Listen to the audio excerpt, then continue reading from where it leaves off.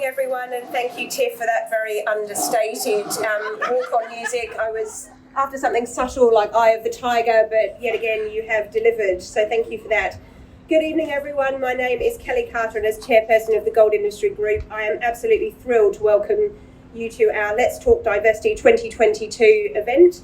It's an absolute pleasure to have secured safe passage from the Republic of Western Australia to join you after what has been a very long 3-year hiatus since our last event. I'd like to begin by acknowledging the traditional custodians of the lands on which we meet this evening, the Gadigal people of the Eora Nation, and pay my humble respects to elders past, present and emerging, and extend that respect to all Aboriginal people who join us here this evening. Among our guests this evening, I'd especially like to acknowledge my Gold Industry Group board colleagues, our speakers, partners and industry colleagues. Thank you for joining us. To commence this evening, I'd like to welcome respected Gadigal Elder Uncle Alan Madden to perform a Welcome to Country. Please join me in welcoming Uncle Alan.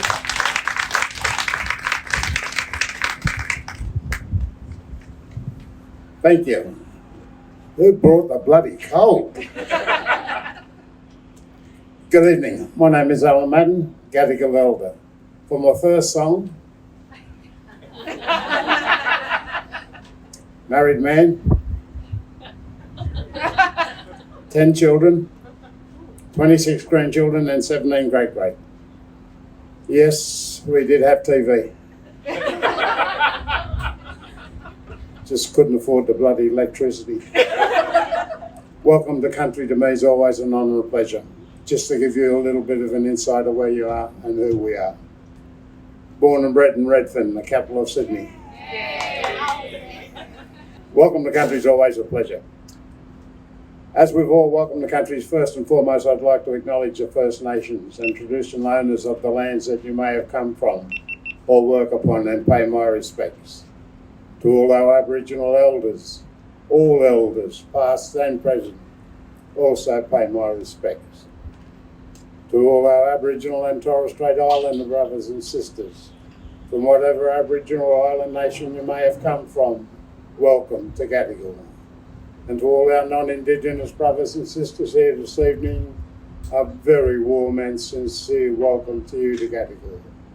No matter where you've come from, whether it be across the seas, across the state or across town, once again, a very warm and sincere welcome to you to Gadigal. And as I've mentioned many times before, was, is and always will be Aboriginal land. Only 3 things surer than that: coming, taxation and going. It's an honour and pleasure to be here this evening to welcome one and all to Gadigal. Gadigal is one of 29 clans of the Eora Nation. The Eora Nation is bounded by nature's own. The Hawkesbury River to the north, the Peene to the west, and Georges River to the south. And in between those 3 mighty rivers is the Eora Nation. And in that nation there are 29 clans. And the clan's land we're on this evening is Gadigal. On behalf of the Gadigal mob of Kamori, once again, a very warm and sincere welcome to you. There's an old Aboriginal saying out there I think is very appropriate for you, my beer, tonight. They say, where there's a will, there's relatives.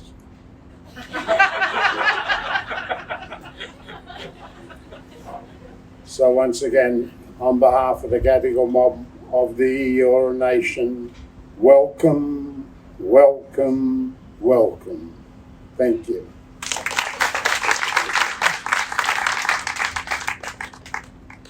Thank you so much, Alan. It's an absolute privilege.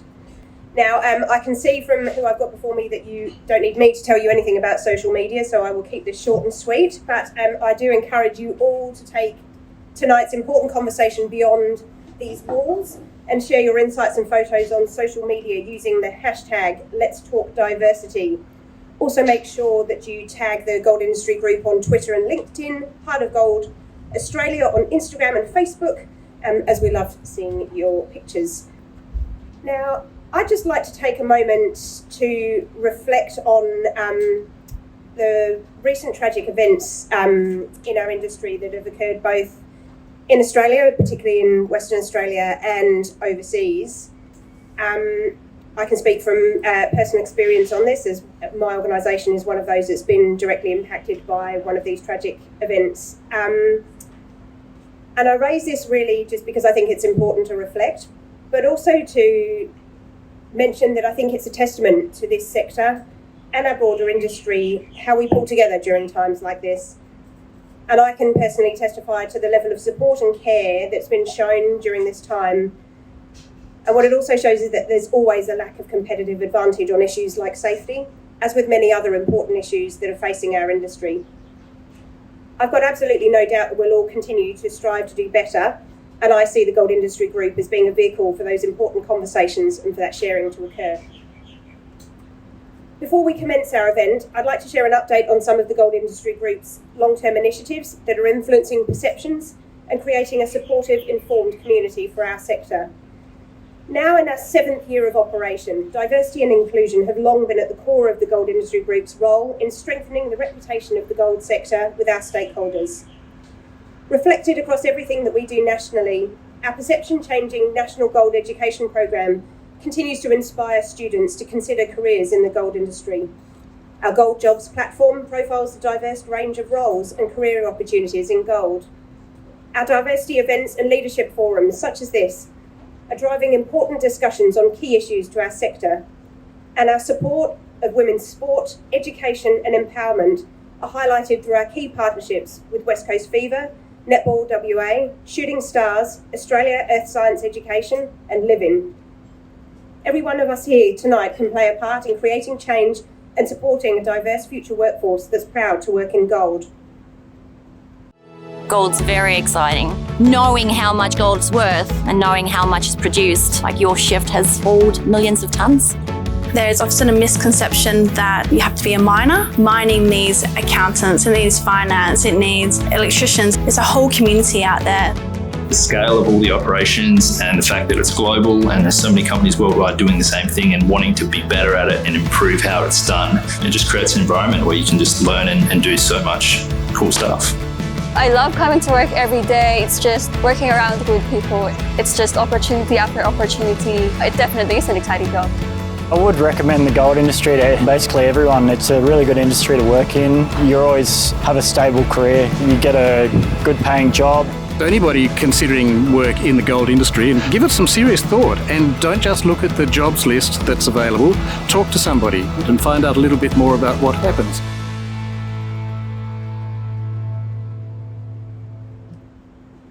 I always absolutely love seeing these. Our people are absolute finest advocates. So, you heard it here first.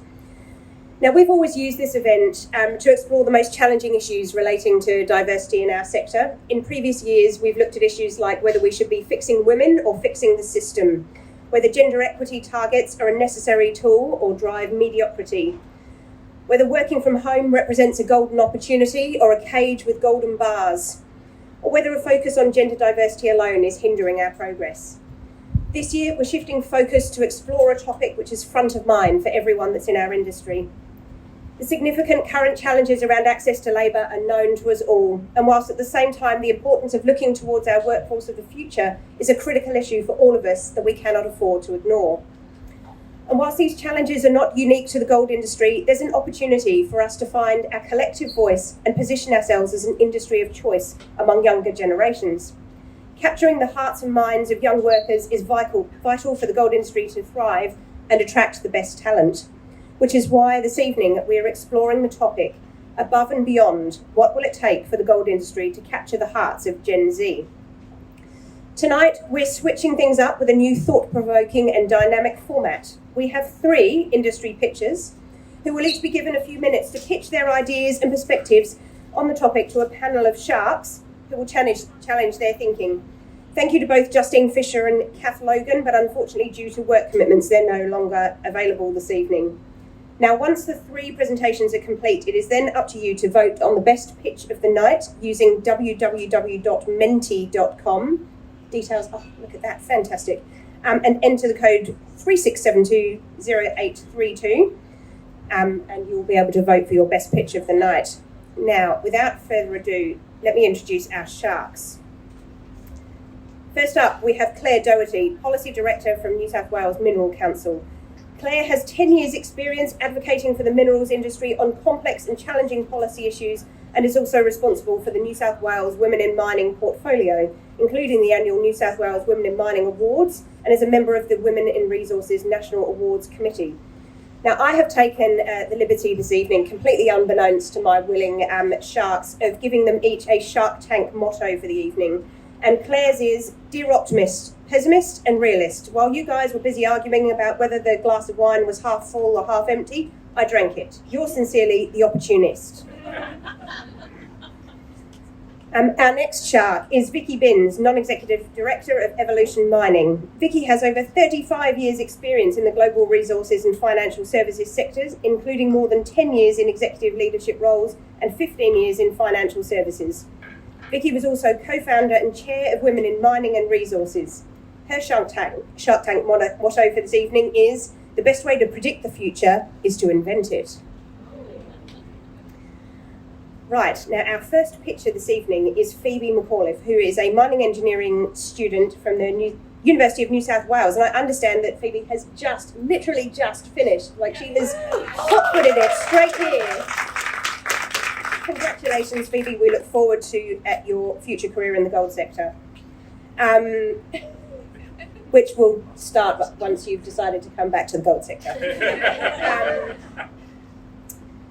Having just completed her Bachelor of Mining Engineering with honours at UNSW, Phoebe is passionate about getting young people into mining and devotes a lot of her time to mentoring fellow students on their career choices and pathway options.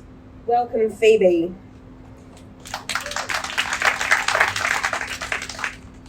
Our second picture for this evening is Jordan Alessio, the General Manager from ABC Bullion.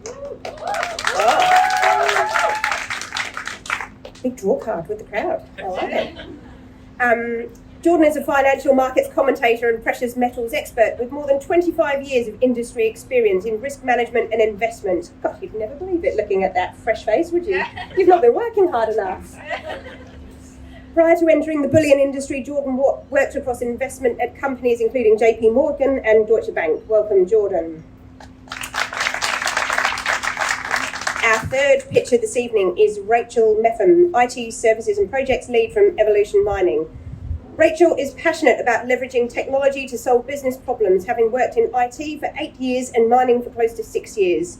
Since joining Evolution in 2017, she's led automations from paper processes to mobile applications, online forms and workflows and system implementations, proving herself to be one thoroughly useful human. Welcome, Rachel. Okay,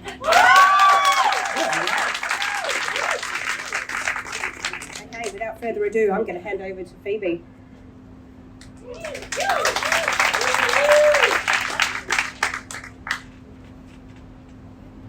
Hi everyone. So today we're looking at how the gold industry can engage with Gen Z. And first up, you've got me, Phoebe, the pesky Gen Zer. Let's face it, corporate marketing is boring and Gen Z isn't listening. Besides, most of the time, Gen Z isn't even seeing it. My solution is firstly to bring the marketing to where Gen Z is, which is online platforms like TikTok, Instagram, and YouTube. And secondly, to create marketing that Gen Z will actually listen to, which is through the power of micro-influencers. This is not TikTok dancers or YouTube prank videos or Instagram beauty personalities. When we're looking at who Gen Z follows and engages with online, they're everyday people rather than big celebrities. People who we feel are authentically and genuinely sharing their lives, that we can build a sense of trust with. We aren't interested in polished marketing campaigns. We want something a little more raw, but a little more real.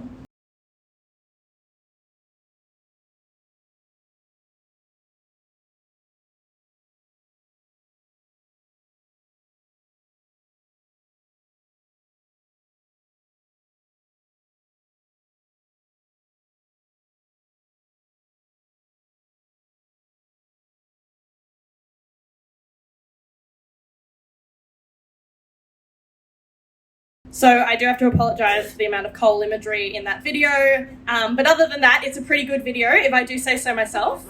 And as a Gen Z, I can tell you that while it's not perfect, I'm not a TikToker, that's way too much work for me. It's much more likely to be watched and engaged with than polished corporate marketing. So how can the gold industry actually make this happen? There are two main approaches companies could take. Option 1, engaging with existing social media influencers to find those who have a connection to the gold industry and would be interested in creating a series of sponsored posts or segments. This could be done through existing platforms which connect brands to Instagram and TikTok creators for marketing campaigns. This would allow the industry to reach a much larger pool of potential people and do so more immediately. Alternatively, my favourite option, we engage Gen Z and potentially millennial employees to make gold industry content a key part of their existing account or to create dedicated marketing accounts. This would allow for a greater depth of topics, amount of content, and a higher connection and engagement with followers. A key part of this needs to be that even if this is an official company account, it should only be fronted by one person, as this builds a much greater audience connection. And the content should also mirror the rawness and the realness of an account run by a single person. So, who should our influencers be? Honestly, as diverse a group of people as possible. We want people in a range of roles, rosters, locations, backgrounds, genders, sexualities, ethnicities, neurodiversities, disabilities, and more.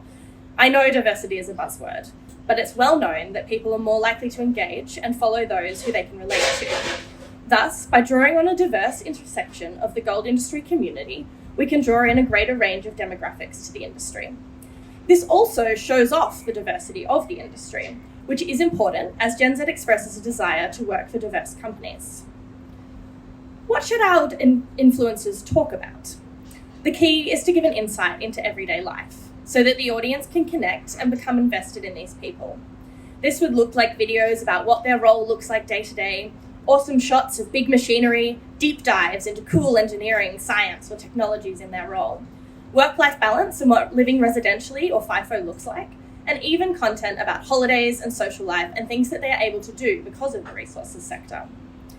But another thing that our campaign must consider is the fact that it must be authentic. We cannot just focus on the good things or the things that we want to talk about. The general public, and Gen Z specifically, has things that they want to talk about. They have questions about and for the mining industry, and we cannot just ignore these, otherwise we will never create a connection. So often we hear things like the smartphone argument. How many metals and minerals are there in a smartphone? But while most people do have a smartphone, this does not automatically create or foster a connection. In fact, this argument creates a gotcha moment, which automatically pushes the audience away. Gen Z is skeptical of the mining industry, and by trying to sweep things under the rug, we only validate these skepticisms. We need to address these concerns head on. And honestly, due to the personal connection formed by influencers, they are the perfect way to do this. Thus, our content should address issues like the rehabilitation of mine sites, the ways we have screwed up in the past, but how the industry is changing now, how mining gives back to community, and we should also allow our influencers to honestly discuss how their diverse identities intersect with their role in the gold industry. And from there, well, that's the power of online content. People will ask questions, which will shape where our content goes moving forward and build that connection. So, what's the business case? Is this actually worth it? According to the Influencer Marketing Hub, the influencer marketing industry is expected to reach a value of $16.4 billion in 2022. 93% of marketers use influencer marketing. 61% of consumers trust influencer recommendations versus just 38% who trust brand-produced content. Influencer content performs better and drives higher engagement. Micro-influencers, those with smaller follower counts, are more accessible for us to partner with and are more viable for companies to create as part of their marketing system. While they do have less followers, their audiences tend to be more engaged and are more likely to take action due to higher relatability. And this all shows potential that the gold industry is not currently capturing. Brands spend an average of $174 for each piece of content generated by an influencer. In 2017, BHP alone spent $10 million on one ad campaign and a further $8 million the next year. That's 52,000 pieces of influencer content a year, which will reach people on a much deeper and more personal level. And honestly, you probably wouldn't even need this much. Clearly, influencer marketing is highly cost-effective. Your company needs to see the opportunity to connect with Gen Z and the general public where they are, on social media, and use the power of influencers to create genuine connections which actually have the power to affect attitudes. Start looking around your company. Who has a TikTok account? Who wants to grow a following? Who would enjoy spending a few hours at work a week making videos? The gold industry needs to get on board with the future of marketing and start dedicating a budget to influencers. That's the way to Gen Z's heart.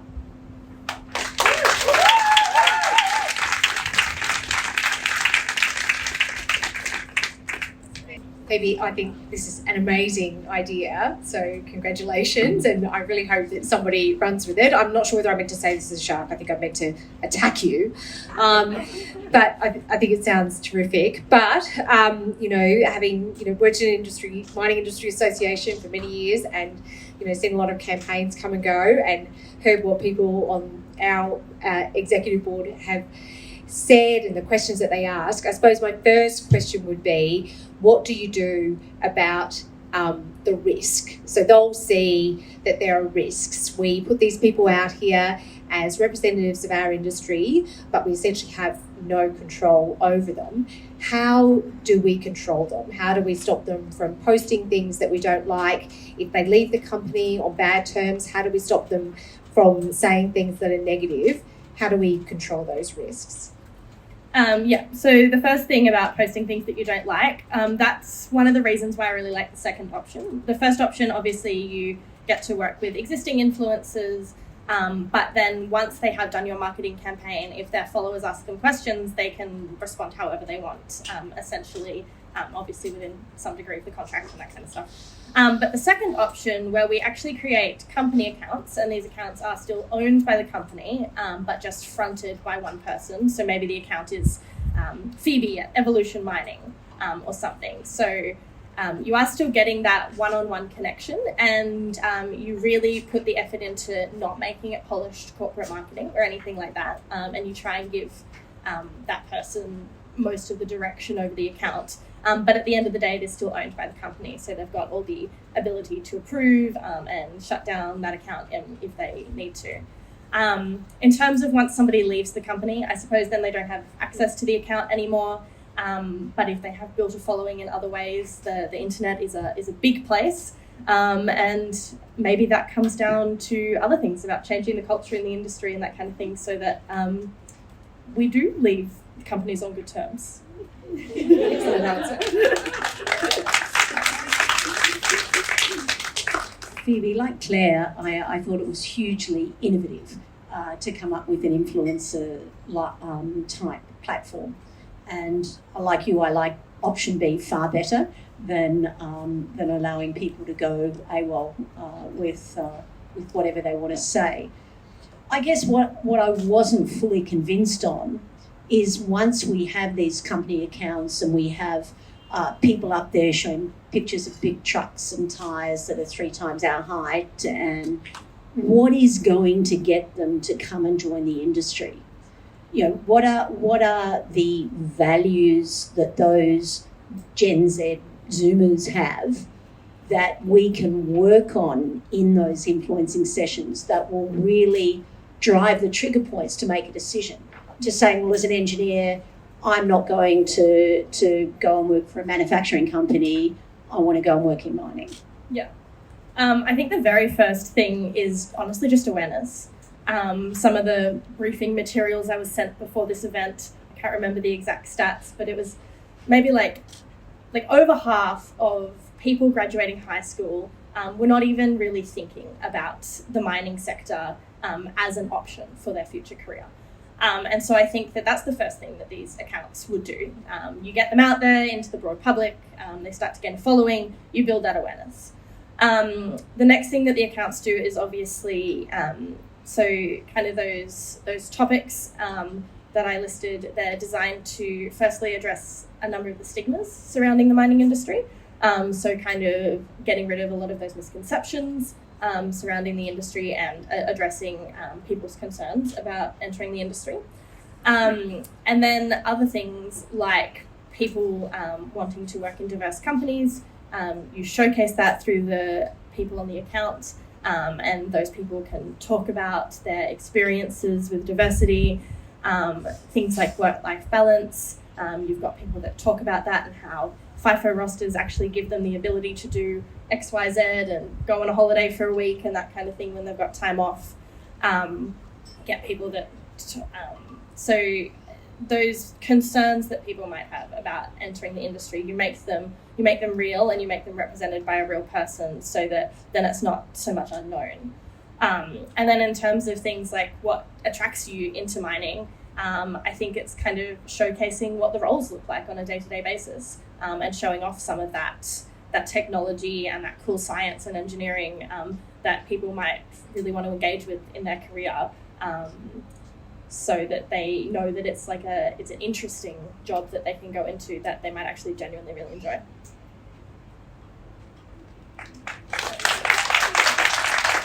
That is absolutely fantastic. Thank you so much, Phoebe. That was a fantastic pitch. I know that I'll be going and trying to rustle myself up a few influencers, and I reckon Fee's already got, Phoebe at Evolution, just touch away just in case. So thank you. Thank you. All right, Jordan, what have you got? Thanks, Kelly, for the intro, and thanks everyone for coming along tonight. So, I actually thought, and partly I had to do this as part of my own research, might help to actually define Gen Z. According to the research, the very oldest of Gen Zers were born around the mid-1990s when I was finishing high school, and the youngest ones were born by around the end of 2010. So, they're somewhere between 12 and let's call it 25, 28 years of age. So the youngest of them are definitely using TikTok. The oldest ones are probably using dating apps like Tinder. So what we're trying to do with this industry or with this demographic of people is get them to swipe right on gold, because right now they're not convinced they want it. But there are three challenges, as I can see, that we face. Probably more than three, but let's just go with three. The first is they are worried about the potential mental health and family implications of having to be away working on mine sites, FIFO work and the like. Quite naturally, they have been raised their entire life. Climate change, environmental considerations have been top of mind through their educational upbringing. So question marks around sustainability in the industry are top of mind for them. And probably last but not least, they would question, or they're not quite clear on what the social purpose of not just gold mining, but mining more generally is. And so actually, when we look at these challenges, they actually have nothing to do with the gold industry specifically. They're actually challenges that the mining industry Australia-wide face, if that makes sense. So we can obviously try and counter these things, and there is value in countering these challenges by producing social content of life on a mine site and all the fact that they are good paying jobs, there are great careers to be had in this industry. We can produce content that shows how important the businesses that are in this industry take sustainability, for example. But for want of a better expression, we are fighting the battle where we are weakest, because the perception in Gen Z's mind is that we aren't particularly green. The perception in Gen Z's mind is that it's not particularly cool to be a FIFO worker. So if we're trying to change their perception on that specific issue, we are pushing a rock uphill because we're already on the back foot. So last but not least, we don't control the narrative. If there is any problem anywhere in the mining industry, it will impact the gold industry specifically, even if it actually had nothing to do with the gold industry. So the alternative approach that I think we should consider, all of you guys, but especially you sharks, is that rather than trying to sell the industry, let's sell the asset. And what I mean by that is let's reinforce and explain to people all the wonderful things that gold allows, not for the gold industry, but for society more broadly, if that makes sense. And we actually have a massive advantage in this regard, because everybody, not just Gen Z, everybody all over the world already knows that gold is valuable, right? They may not be able to give an economic dissertation like I'm paid to do in explaining, how gold relates with interest rates and all that other kind of stuff. But everyone inherently gets that gold is value, that human beings use it, need it, want it, etc. And so by reinforcing or selling to the broader community, Gen Z, but the broader community as well, the value of gold, we move ourselves from being in the gold industry, being in the extractive industry, we now become the providers of an essential asset to human prosperity. Because that's actually what we're doing. When the industry goes out and works every day, we are pulling an asset out of the ground that humans need to be able to live the kind of lifestyles that we want to. It's critical. It's been critical to our past. That's obvious to anyone with even a cursory glance of history. It's critically important to our present, and it'll be critically important to our future as well. So let's think about some of the ways that gold is valuable to help sell this message. Nabila, how is gold valuable to you? Medical science relies on gold for a range of practical applications. In my practice, I have used gold to treat rheumatoid arthritis. Moreover, gold can be used in the treatment of cancers and in rapid diagnostic testing. Brilliant. How about you, Dave? Once we go to the Olympics, for over a century, gold medals have represented the pinnacle of sporting achievement at the Olympics. Gold's connection to human history, as well as natural history, provides an unparalleled physical symbol of human resilience exhibited by the Olympic athletes. Sophie, you're our dedicated dentist for the night. How is... Any other dentist here will know that gold alloys are an inert, hyperallergenic and malleable resource for use as fillings, crowns, bridges and orthodontic practices. Gold is vital in dentistry, not only for its widespread utility in my field, but also for its aesthetic appeal. Nice one, man. Isabel? Technology. As a hardware developer for mobiles and computers, gold is essential, as it is the most effective conductor for the transmission of digital information. In my ways, the success of the technological world is at the mercy of the availability of gold. Fire, second to last. Aeronautical engineering. Gold chemical dependability and lack of reactivity makes it paramount to the success of aerospace engineering. At NASA, we coated the James Webb Telescope's primary mirror with gold due to its ability to reflect 99% infrared light, optimizing the functionality. And last but not least, Gladys. Wealth management. My job is to help my clients build and, just as importantly, protect their wealth so they can enjoy a dignified retirement. Gold is critical, given its strong long-term returns and status as an inflation hedge. Thank you. Thanks very much, guys. Is helping explore Mars or go to space ever not going to be cool? No. Is helping young children that are, say, living in Africa or a place where there's not great medical care by our standards get rapid diagnostic testing so that they can get better healthcare, is that ever not going to be cool? No, it's not. It will always be a valuable, productive thing to do. All of these things, I could go on for hours about the various things that gold allows. All of these things are absolutely critical, and they are only able to be done with gold. So the advertising campaign that as an industry we should be coming up with is we'll get the gold you need. Because all of us that are working in the industry are providing an essential service for humanity to function with the prosperity that we all want. Thank you very much.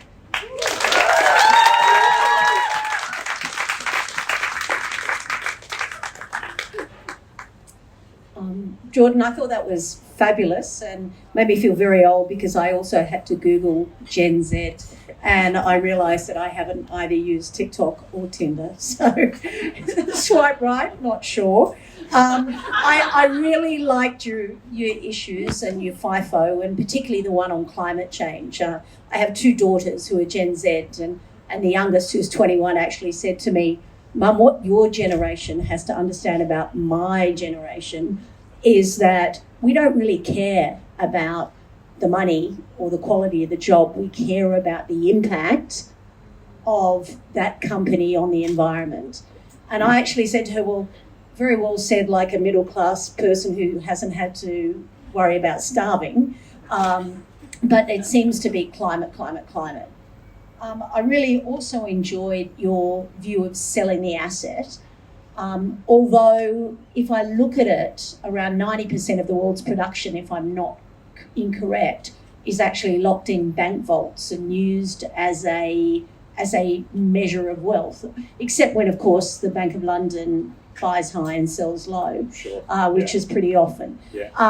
So one of the Gen Z pushback against this is, yes, but we could produce 10, let's just call it 40% of the production that we make for usage and forget about putting more in bank vaults, and we can just use crypto as a basis of wealth. So that's a leading. So I guess, look, the perception is there, so we need to deal with that if that's how your daughters are feeling, and obviously there are going to be other millennials that feel the same way. I think if they're actually that willing to get into the weeds about breakdowns of demand, that's actually a good sign, because then we can actually talk to them and get into the facts and figures. So a couple of points on it, and this actually is right in my wheelhouse, so I feel very comfortable talking about this. When you actually look at the breakdown of demand, it's like kind of 35% more pure investment. It's about 50% jewelry and about 15% is, so let's call it technology and industry. But here's the thing, the bit that's jewelry is absolutely dominated, and even a fair bit that's actually investment, is dominated by buying in emerging markets where people have much lower levels of wealth than what we've become accustomed to, including the way I think you alluded to in the way you engage with your daughter directly. So when we talk about gold, it is the premier savings asset for people on lower and middle incomes around the world. I think there is a very genuine social good in actually delivering an asset that people that don't have access to banking systems and wealth management, superannuation like we take for granted here, they can use an asset like gold. They don't have other alternatives. So I think that's the way that we would, if someone got to that level of detail in questioning us, that's the way that we could answer that. I've just sort of had a thought, because I also thought about cryptocurrencies. A couple of you thought about the same sort of question. But I wonder, we've sort of said Gen Z is this, and that, they want to, save the world, and they don't care about money.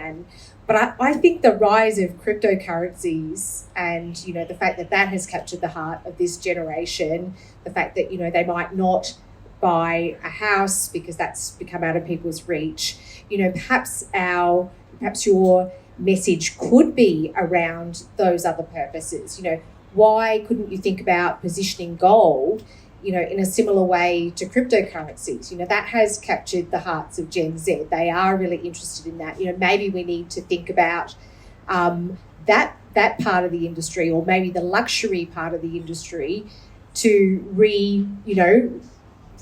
I suppose, align mining with those goals and those products to make it cool to that part of Gen Z who is very interested in those ambitions. Yeah, look, I think, and at ABC Refinery Bullion, we deal with the sort of gold v crypto debate or discussion all the time. I'd sort of, similar to my previous answer, if people are already engaging with us on the gold v crypto debate, that's a great place to be, because it actually means they're interested.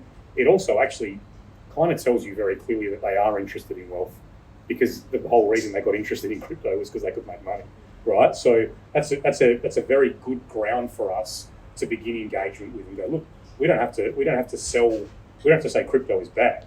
We can just say, here are all the wonderful things that gold's never going to help an astronaut go to Mars. Sorry, Bitcoin's not going to. Gold will, right? Bitcoin's never going to help diagnose cancer. Gold will, right? Bitcoin's never going to be used as a reserve asset by the RBA so they can help manage the economy. Gold will, right? Gold, not actually, I shouldn't say gold will, gold does. And that's where, I see value in us not disassociating ourselves from the broader mining industry, but gold is unique. It has unique qualities that make it valuable. And so, as I said at the start of the talk here, a lot of the challenges that the gold industry faces aren't gold specific, they're mining industry challenges. So my whole argument is, well, let's change the conversation by focusing on the asset, because if we get people re-engaged with the asset or seeing all of the qualities that it has, the industry sells itself. Any further questions from our sharks? Thank you so much. That was an incredibly thoughtful and interesting pitch. Rachel, over to you. Wow, some excellent acts to follow. In case you missed it or didn't hear it earlier, I was introduced as a useful human being. Thank you.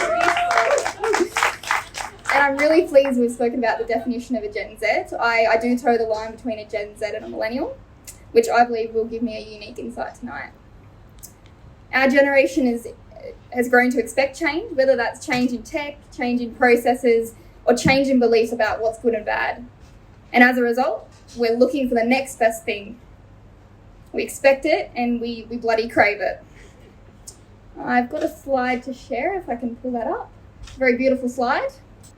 Question for the crowd. What do all these things have in common? I heard technology. Gold, yes. Excellent. If anyone's interested, this is the timeline of every device I've ever owned. I could probably tell you a large chunk of those my parents have purchased for me.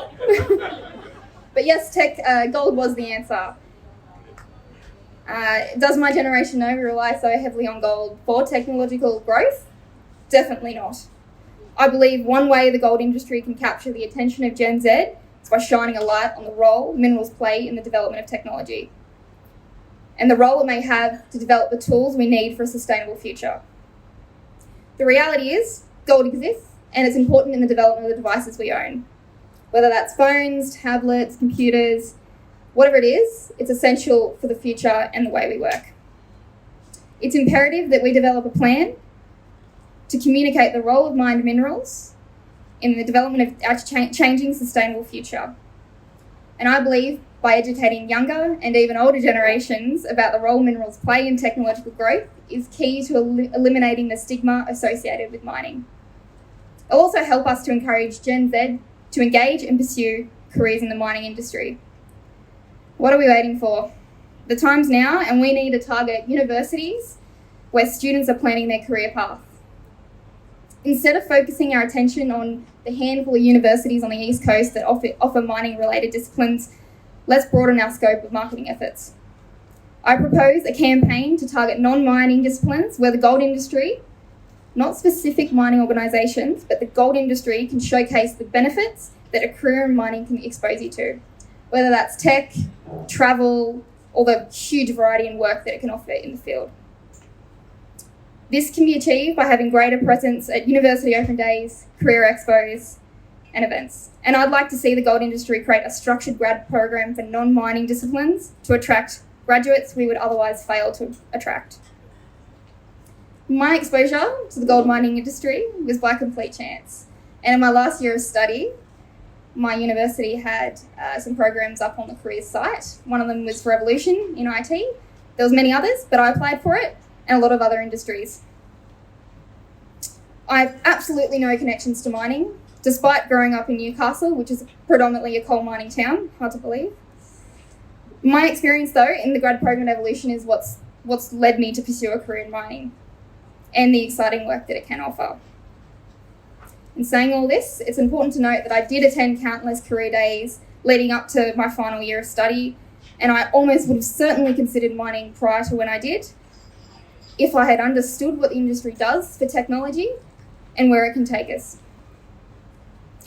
The gold industry must act now to attract a new generation of talented graduates that will help the industry navigate a sustainable future. Thank you.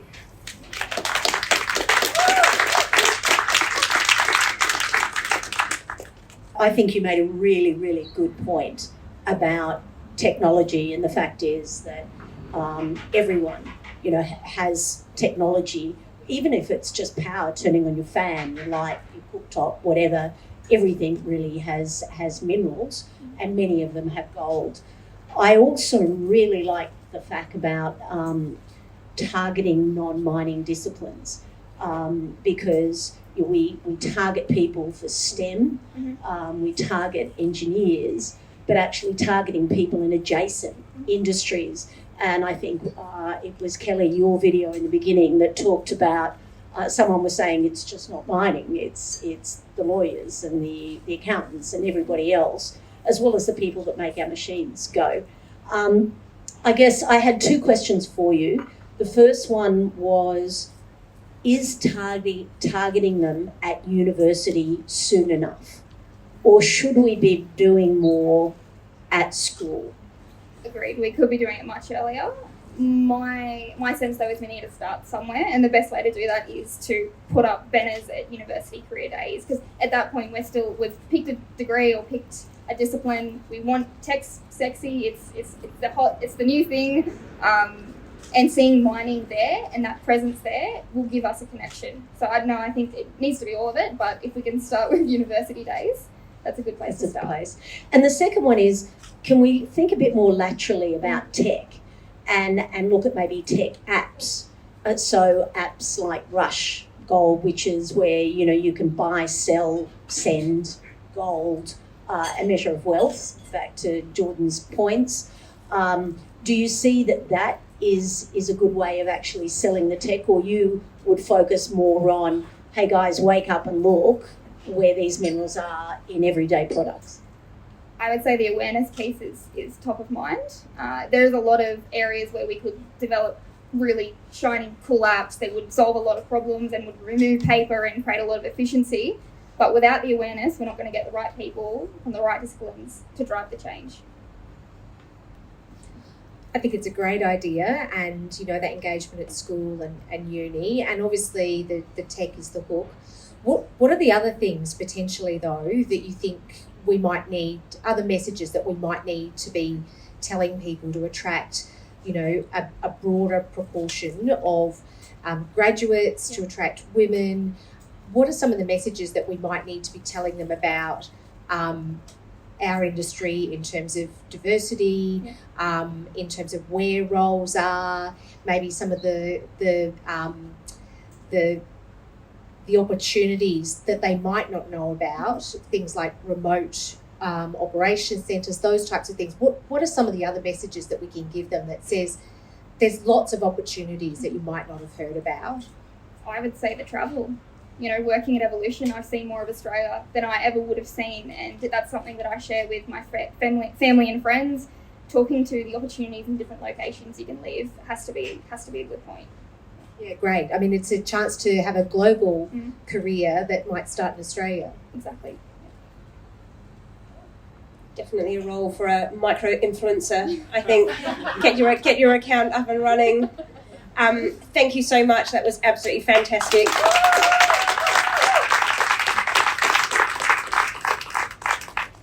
I would just like to extend my personal thanks to all of our pitchers and our sharks this evening. This event has always absolutely, stood on the shoulders of the amazing people that give up their time to turn their minds and front up and speak at these events. And I am very, very grateful to you all for your time this evening and for your insight. I think there's a lot there that we can take away and reflect on. Now, your work is not done this evening. There is no such thing as a free canapes and drink, and you need to log into Menti, MENTI. Somebody fast, there we go, seamless. The code is there. All you need to do is log in and you can choose your favourite pitch of the night, and we will announce our winner shortly. But in the meantime, enjoy the hospitality, get hashtagging at Let's Talk Diversity, share your thoughts from this evening and vote for your favourite speaker, and we'll be back shortly to announce the winner.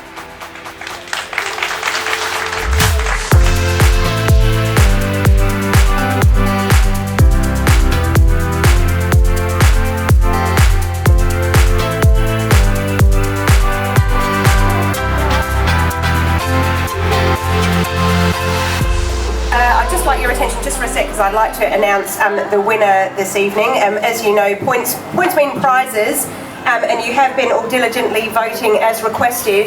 And so without further ado, can we unleash the scores? In which case, could I invite Jordan to the stage to claim his prize?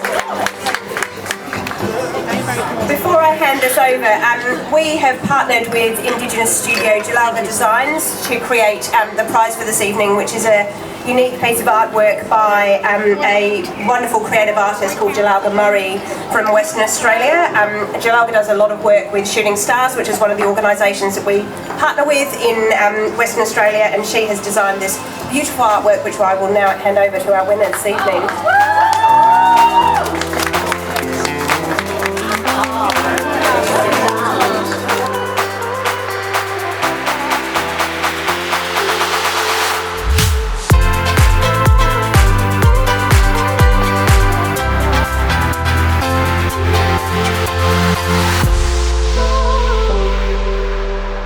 Ah.